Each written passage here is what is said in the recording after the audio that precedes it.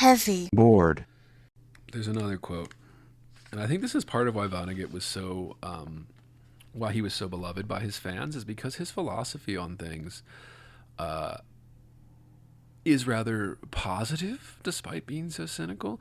And you could even argue, I think, that it's actually practical, good advice to, not get too worked up over things, not fret over things you can't control so much. But, And this is on page 117, where there's a pretty pivotal part. Well, not pivotal to the story necessarily, but I want to ask listeners about this. I'll read the context here. But this is when Billy Pilgrim is on the alien planet, and he's in the zoo on display, right?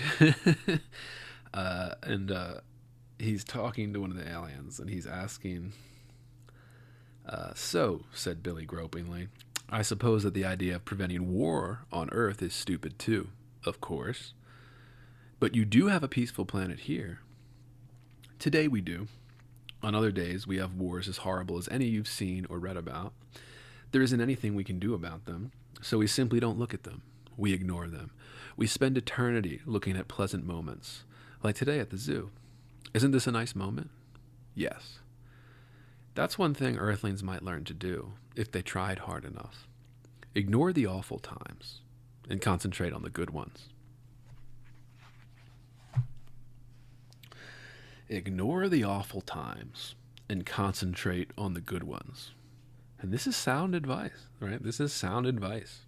I've argued this a few times where I say, when you dwell on something, like something bad happened to you, like some type of trauma, it depends what the trauma is. I'm not saying, serious, if it's very serious or not. But when you dwell on it, when you constantly bring it back up in your head and think about it even years down the road, no good comes from that. No good comes from dwelling on that.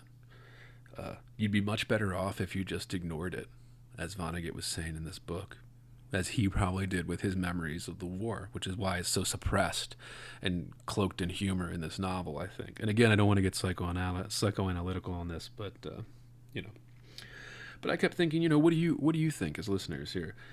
Concentrate on the good times.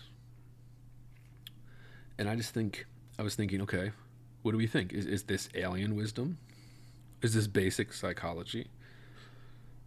Or is it meant to call back to the humorous kind of so it goes type idea?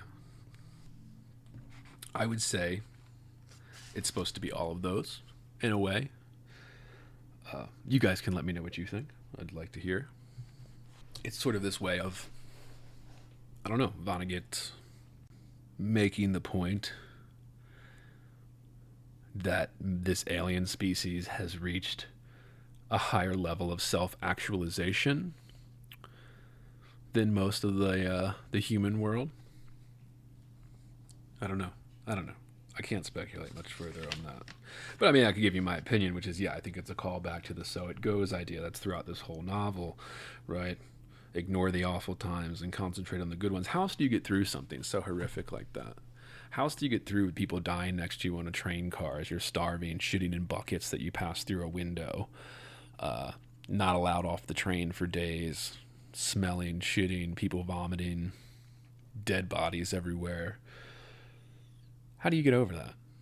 You don't, right? You don't get over it. You have to ignore the awful and concentrate on the good times. And maybe that is something that makes this more of a masculine book. But don't quote me on that because I'm just thinking of it now. But that's an interesting thought. And this brings... Inner. resources, American resources. Being bored? Some activities are intentional, right? It shows such a lack of gratitude for life. Bored. I aspire to boredom, I should say. Bored. Heavy. I am heavy. Bored. Has you the night sweats and the day sweats, pal? Pal, I do.